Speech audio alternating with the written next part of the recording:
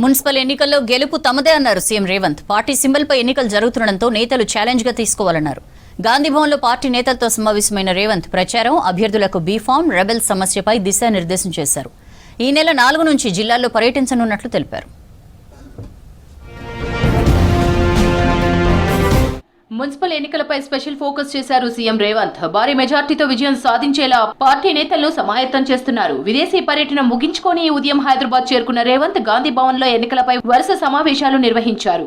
మొదట పీఏసీ సభ్యులు, మంత్రులు, PCC chief Mahesh, AICC incharge నటరాజన్తో జూమ్ మీటింగ్ నిర్వహించారు. ఎన్నికలపై దిశానిర్దేశం చేశారు. మున్సిపల్ ఎన్నికల్లో గెలుపు మనదేనని నేతలకు చెప్పారు సీఎం రేవంత్. మంచి మెజార్టీతో గెలుస్తున్నామని సర్వేలు ఫీడ్బ్యాక్ ఇస్తున్నాయన్నారు. ఊహించినట్టుగా మెరుగైన ఫలితాలు సాధించేలా అంతా సమిష్టిగా కష్టపడాలన్నారు.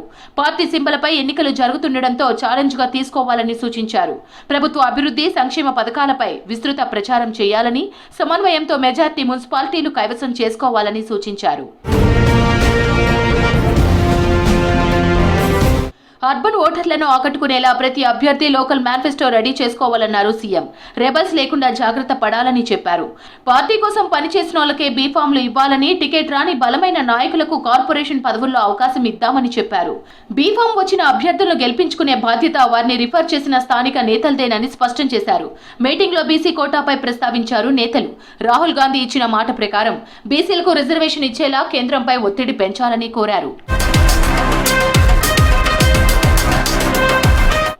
ఎన్నికలపై పొలిటికల్ అడ్వైస్ కమిటీ, ఎలక్షన్ కమిటీలతోనూ జూమ్ మీటింగ్ నిర్వహించారు రేవంత్. ప్రధానంగా ఎన్నికల ప్రచారంపై చర్చించారు. జిల్లాల పర్యటనపై చర్చించి నిర్ణయం తీసుకున్నారు. ఈ నెల 4 నుంచి జిల్లాల్లో ప్రచారంలో పాల్గొనాలని డిసైడ్ అయ్యారు.